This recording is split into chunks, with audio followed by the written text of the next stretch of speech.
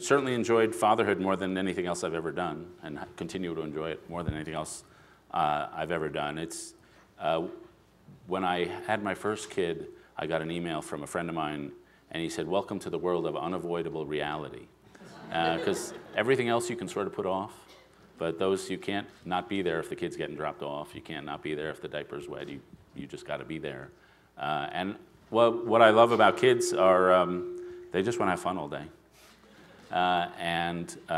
So just being there to have fun with them has been the great joy of my life. I have three: a boy who's 23, a girl who's 19, and a boy who's 15 so far.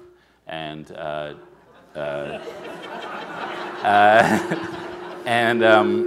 What is your 23-year-old doing? He's joining the Israeli army. He's in Israel. Really? Yeah. Well, that must make you pretty nervous. Yeah. He believed in the cause and knew he needed one hard thing to complete his trip to full adulthood. And he was right. I appreciated his wisdom about himself. And he wanted to do that, and he believed in serving Israel.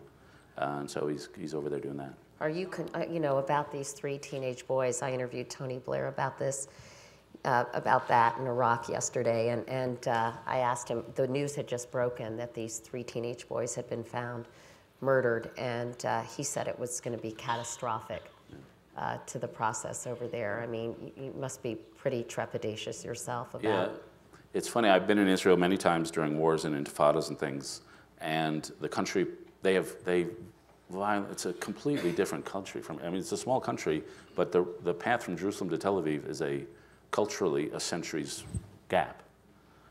And between Tel Aviv and the settlers, even more. And yet when something happens, the whole country does pull together as one. There is one amazing cohesion they have. And I'm sure they're pulling together as one right now. One of the things it'll do, I think, is increase the solidarity with the settler movement and people in the West Bank and make it harder, but I didn't have much hope anyway. Can I ride one hobby horse about parenting, just to get back to parenting for one thing? And this is something I hope we did well, but what I teach, and I see in my students something a lot of parents are doing bad, and it's become a cause for me.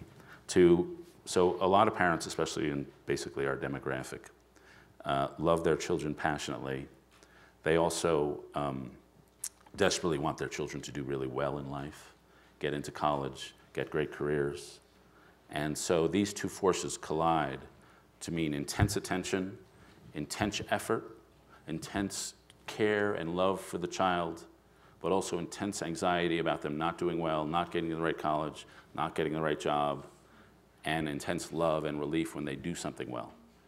And so the kids are bombarded in a world in which when they do something really well, they get super bursts of love, and when they don't do something well, there's a little withdrawal. And they begin to feel conditional love. I'll love you as long as you're on my balance beam. But if you get off my balance beam, you're in trouble and we'll cut you off. And I see this in my students, that the wolf of unconditional love terrifies them. It leads them to lack of internal criteria to make up their own decisions. It makes them, in the most concrete sense, have two majors, one for mom and dad and one for me. And they live under this inability to really lead their own lives, because the final act of parenting is letting go. And I see, some of the parents not coming to convocation because they don't like the job choice. And I've seen some very strange things in our culture, in a high-achieving, high-pressure culture.